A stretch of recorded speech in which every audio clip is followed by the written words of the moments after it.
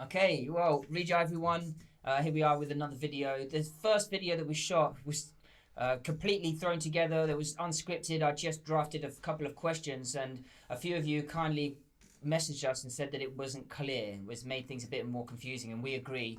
It was what we call a first gen. So the purpose of today's video is, whilst it is from the heart, there are some notes, and we want to make sure that everything is clear as possible, and we want to articulate our points exactly so that you guys can get a clear picture about what we think is happening and why we want to encourage the Board of Trustees to either come and meet us in an open setting, or to, well, what's the phrase that you had? Meet us, move on, but you're not having the 7 C's without resistance. The purpose of this, as I said, is to just clarify and get things consolidated and articulated well. Also, one other thing as well, that some of you may have noticed that this is on a channel called The Future Charity. And the purpose of this channel, what we want to be able to do is to provide experiences and data and information about the way that charities are and ways that they could be, and things about transparency and governance and what to do under certain circumstances, and learn from our mistakes, what we've done wrong, and also maybe what we've done right too, if there is anything. But that's can I add to that? Sure. We're using the internet, we're using social media to fight our case, which we might have already lost. It might be too late. It's basically a legal process which is slow, but we're going to use multimedia as much as we can to try and get our case across. That's why it's a bit disappointing that yesterday's video caused more confusion than clarification. But yeah, I mean, it is disappointing, but it's our fault. We weren't clear in our message, I suppose, and we learned from that mistake. So hopefully today, stop the fat man from ranting. Yeah. Passionate, yeah, but incoherent. So today is about grievances, and got some notes today. We got some notes. So Audi's still going to be speaking from the heart, but to keep us on point as much as possible to avoid the ranting, we've got some notes that just help with some direction. And there is going to be a lot of extra supporting evidence and data that's been accumulated to corroborate these grievances, because a lot of I was going to say, because a lot of them are just feelings, but a lot of it isn't just feelings. Everything that I'm going to read out today, I've got a paper trail. I have very, very solid evidence for. It's gone way past feelings. This is stuff that we can prove in court or publicly. I think what's going to happen is we'll probably present. Openly. Yeah, because if it went to court and it was discussed in court, that would be open for everyone to see. Sure. So, well, let's see what happens. So I think that, as far as I understand, there's 4 main grievances. I should say when this goes to court. When this goes to court. Because I want my day in court. I think I've earned it. Yeah. Well, we can get into that if you like, but also I want to try and keep it brief. So we've got 4 main grievances, or you've got 4 main grievances that you'd like to express, and then you've got some bullet points. So how would you like to proceed? You want to just go, let's say, category 1, and then you can just list through and talk about a bit, but keep it as brief as possible. What I'd like to do is, a good friend of ours has sent in a question, and he's watched the video twice, and he's got a really good question, and I wanted to address that first if I could. Yeah. Okay, the question was basically, he said, this is a repeat of what happened with the Bumblefoot Rock project, and he said, basically you guys are into the ethos and all this sort of stuff, and the other guys are into the business. And I just wanted to make clear that that's kind of like what it is, but it's not. It's not they're into business. This is all about egos. This is all about people not being able to hear alternative viewpoints. Bumblefoot Rock project could have all been part of what we're doing. The only reason it couldn't is because the people who broke away, in my opinion, would rather have their own way than to make it work within it's important to say that was the first option as well. We were trying to set up, before his Bumblefoot Rock project, another Shipton Muser Academy, which was through the charity. It was already happening. I mean, we were just a bit unlucky with timing and stuff there, but it doesn't matter. We want to avoid the same mistakes this time, but it's basically the same problem again. It's for people who think they know what's right. My personal view is they have no idea of the ethos and they don't care about the ethos. They have a little pet project that they want to do, and they're pushing for that. And this breakdown is exactly the same. So I just want to say it's not business versus ethos, because I'm going to suggest that the business model that they want to do, Fat Lils, is extremely flawed, and we have much better models that the 7C should be following instead of the flawed business model. So I don't think it's anything to do with business, really. I think they don't understand the ethos, and their egos are too big for them to hear a different point of view. And openly. I would like to move it on, but the Please. purpose of the open meeting is for them they have views about you, so surely this would be a prime opportunity for them to express their views about you. And if they think that you can't take criticism and it's about your ego, well, here's an opportunity to prove that or show that. Anyone watching yesterday's video can see that I do have strong opinions and I do have strong views. I think it's backed up with evidence, data, science. It's not just my feelings. I think the reason why people won't meet with me publicly or openly is because they don't have the same thing. They just have feelings, and as I'm going to show in the future videos, very dodgy data that they're working with, very questionable data that's easily exposed. Yeah. Okay. To support their feelings. Let's admit there is. It's really important to say that there is a paper trail. These claims can be substantiated, and we would love to, and we will present this information to anybody that's interested. Just the best format needs to be decided. But for now, so the first grievance that you have. Okay, the first grievance, I have 4 altogether, 3 main ones, and the fourth one's a bit vaguer. The first one is the grievance about furlough. I've thought it's always been a mistake for us to go on furlough. I think it violates. Shall I go into the details? Okay, first grievance is furlough. I think the way the trustees have behaved with furlough can't be illegal because it's a brand new thing. There's no laws to suggest, but certainly in violation of all guidance that we found. They've totally violated all of it so that they can get Fat Lils, in my opinion. That's very important, but I'll show you my opinion is backed up by data. They haven't even considered alternatives for furlough. They've just gone for furlough and tried to make the shoe fit. Ignored advice on correct procedure, and again we have a paper trail to show this. And then, I've already said this, totally ignoring guidance for the job retention scheme. And illegally, in my opinion, and I'll have to justify this with data. Again, in my opinion, I think that when the laws are formed for the furlough thing, that the government will say that what they've done is probably going to be illegal. I will add in a bit here because I was on the phone to solicitors yesterday, Merkel Law, and I spoke to 2 solicitors. The second one I spoke to was regarding employment law. That was his speciality. And I talked about the furlough situation, and what he said first and foremost was that if you can work from home, that you should be working from home. And we were working on... And we've actually gave this information to the trustees, which they just ignored. They didn't even respond to it. In the interest of trying to be as transparent or as impartial as possible, I share your views very strongly about what's happened. However, on the 31st of March, there was a quote which was sent out to our members, which is a quote of me saying about longevity. If longevity is what we need to do to survive, longevity is what we want, and if in order to do that to survive, then we should be put on furlough. And that's the 31st of March in a WhatsApp message. Just as a bit of background information, at that time, we were working our backsides off, making space, clearing a space to do online tuition. So a lot of our time was spent, if anyone remembers the rock barn, a lot of residue junk like the urinal and wood and actually, all I'm going to stuff. jump in now because yesterday it was a bit ranty on my part.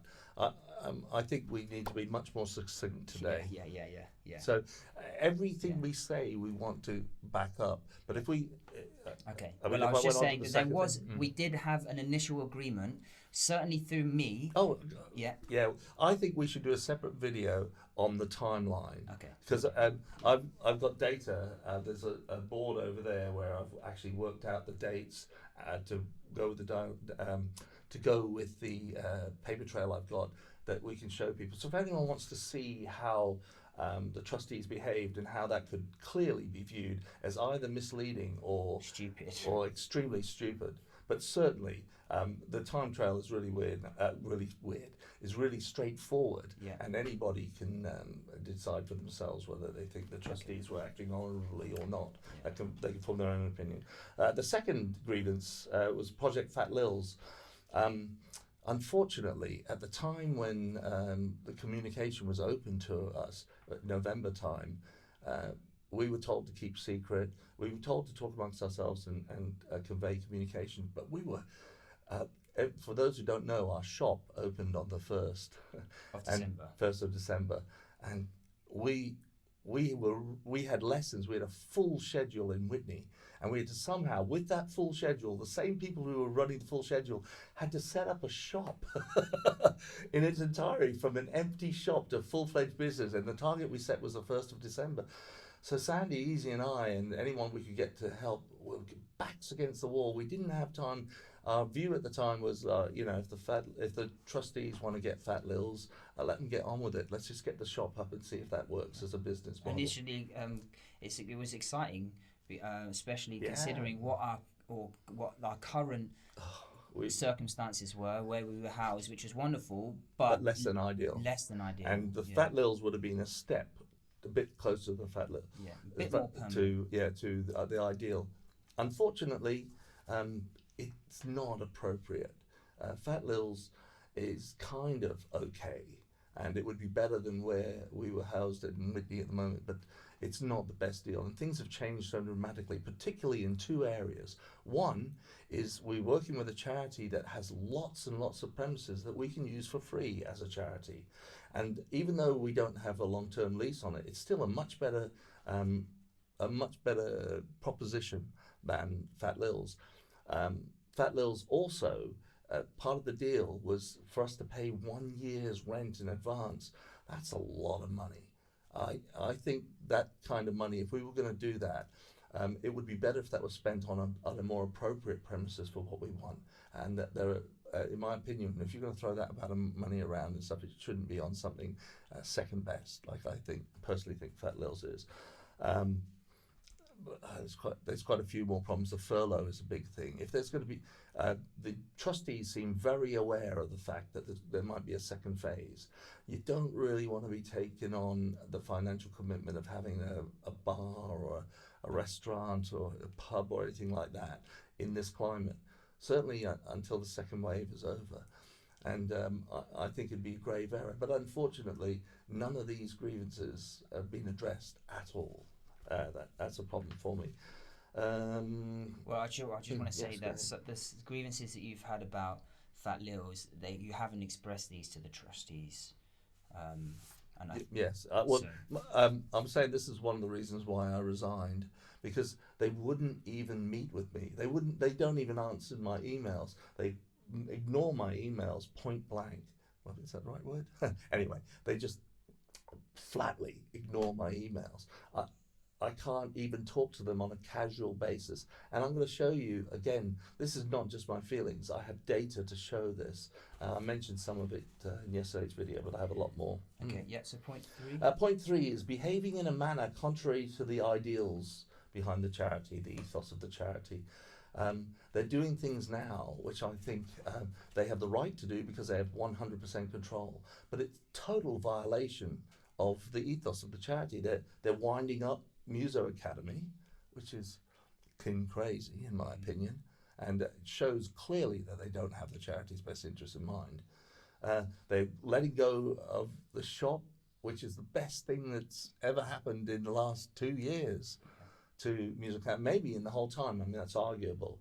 But they're letting that go so that they can focus on it. Well, and they didn't tell us as well, which is really important. We found out because the people who got us the lease contacted us and said, "What's going on? We've just received this letter terminating the lease agreement." They never consulted. There was no consultation with me, no consultation with Sandy. I'm the manager of the shop.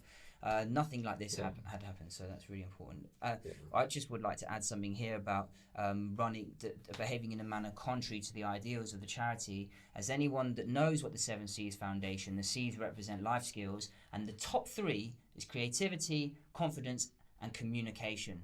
Communication is number 3.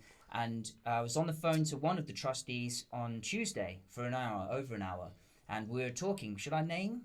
No. Okay, Let's well, I won't leave it name. at the moment. I was talking to one of the trustees for an hour on Tuesday, and he was saying, as a managing director of businesses, I understand how communication is so important, so important. You learn it at business, not training schools, but, you know, workshops and things like this. Communication, communication. So when I presented him the order of events, he had no response to it. And the opportunity to meet. Except for and the opportunity to meet, and he had no response for it, unfortunately. And this is a man who was quite happy to pride himself on his expertise and experience.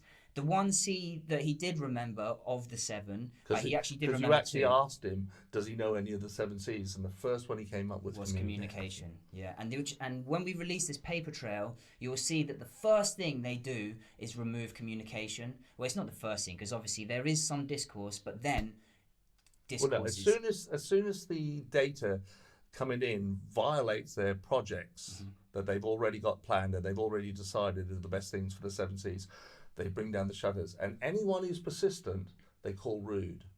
Yeah, and we all not just rude. I mean, there's one bit of communication which I think is libelous. Potentially, yeah. But I'll have to. Apparently, fighting libel cases is very expensive. Tough. Yeah, as we found out. Okay, so I just wanted to add that in there as well, but I don't want. Well, I think that's enough for now. Those are the 3 reasons. The 4th reason is. Oh. There goes my paper trail. Yeah, they're perforated. Anyway, the main thing I want to get across before we close today is the grievance procedure. I resigned in protest. I don't think our trustees have followed the ACAS grievance procedure at all. Cutting down communication, which they've done repeatedly, and I'm going to demonstrate repeatedly, and is I think we can't say illegal, can we? Well, it might be illegal. I mean, it could go to tribunal. There is a law around it, whether it's which we're going to pursue massively, because there is. This is more than just us. Yeah. The reason we've started this channel is because other charities have got exactly the same problem. This is the 2nd time we've faced this in 5 years. And it's also happened to friends of ours who have charities. Oh God, yeah. People I didn't even know had these problems coming forward now in response to the things I've posted. But this is really important. We want to use multimedia to keep everybody informed. Every bit of data and information we give has to be accurate, honest, and true. But the main thing I want to put above everything else, and for any charities doing this in the future, they must stick with this formula: good, honest, open communication. That's it. And open doesn't mean that you have to expose sensitive data and information. Really important. As Easy just showed there, he didn't actually mention the name of the trustee. We don't have to, just because you have information doesn't mean you have to put it out there. I work with a lot of people with very, very special needs, and very sensitive. It would be inappropriate for me to discuss these things with anybody outside of the positions who can actually help and need to know, or I trust to be sensitive. If anybody thinks that we're just throwing any information out there in this open battle, it's not. We're only putting things out there that we think is really important and the public needs to know about for the ongoing success of this particular charity called the 7 C's.